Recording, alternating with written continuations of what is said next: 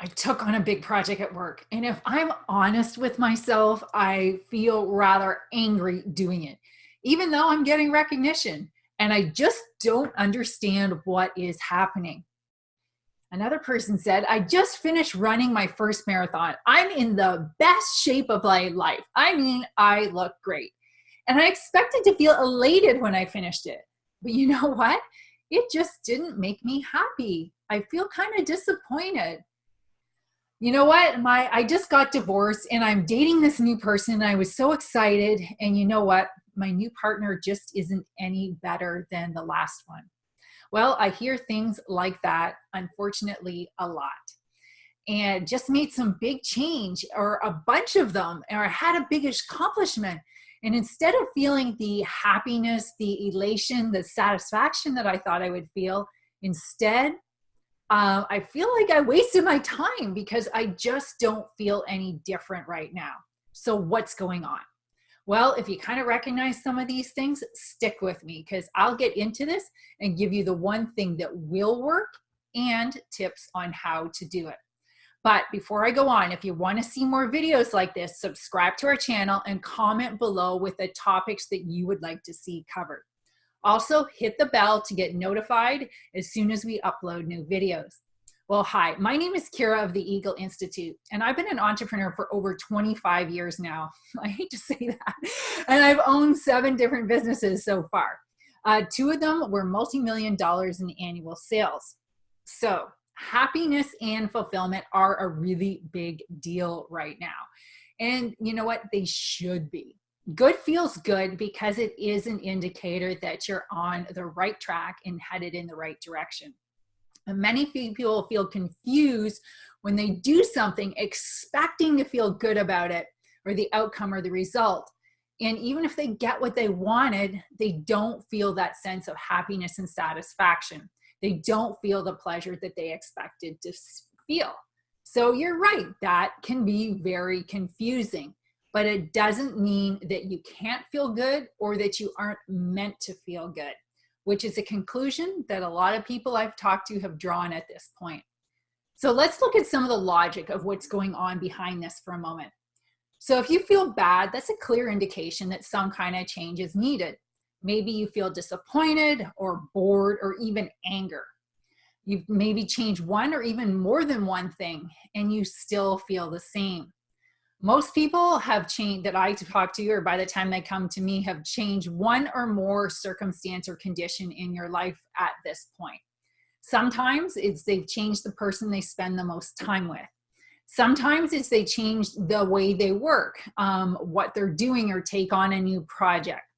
Sometimes they change their bodies in some way.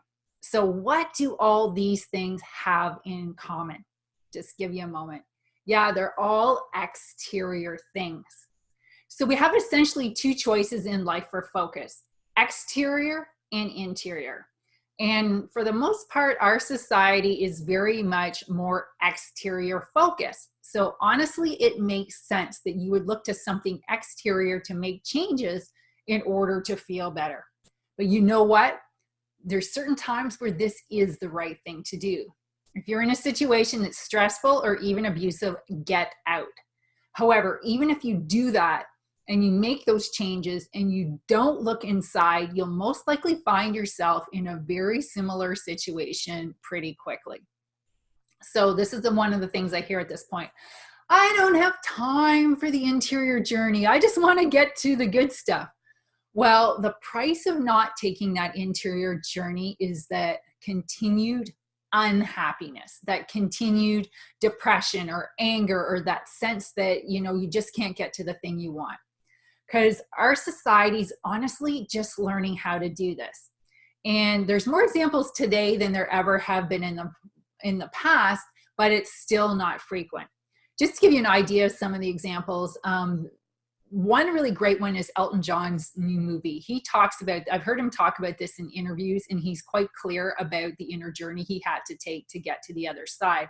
I've heard actors talk about it, and honestly, Oprah's got a whole network that's on these topics. So the truth is, we are getting better at this. But you can spend as much time as you want on the external journey, and it just won't change how you feel unless you accompany it with facing those difficult to face feelings. And when you start to do that, you start to make progress. Now, for this stage of the journey, the meditation skills is one of the best ways to do this, and in particular, mindfulness meditation. Oh, and by the way, what we've been talking about so far is midlife crisis, and specifically the second stage of midlife crisis, which is when you try and make a bunch of external changes and eventually you realize, oh my goodness, they're just not working. So many people fail at this part to get any further down the journey because there are 6 more stages, or there are 6 stages total to get to completion. They do everything in their power to avoid the one thing that will work, which is to go inside and to get to know themselves. You know, it's kind of weird, isn't it, that many people avoid being with themselves. First of all, this is where all the answers are. And second of all, it's where all the happiness is too. So part of the reason for this is our society just doesn't value it. And we aren't trained in how to do that from a young age. It completely makes sense to avoid doing something that you have no experience at. And honestly, you just don't know how to do. But if you do want to feel better and make decisions that are going to bring you to the things you really want, that's exactly what you need to do. And you know what? It may be uncomfortable at first, but people that avoid it stay in the disappointment, the anger, or that sense that things just aren't right. While people that learn the skills to take the interior journey are facing the discomfort, but they get to the other side if they stick with it, where the joy and the happiness is. So you got to think about it this way. There is payoff to the interior journey. And that payoff is that you get out of those feelings, even if the journey's difficult.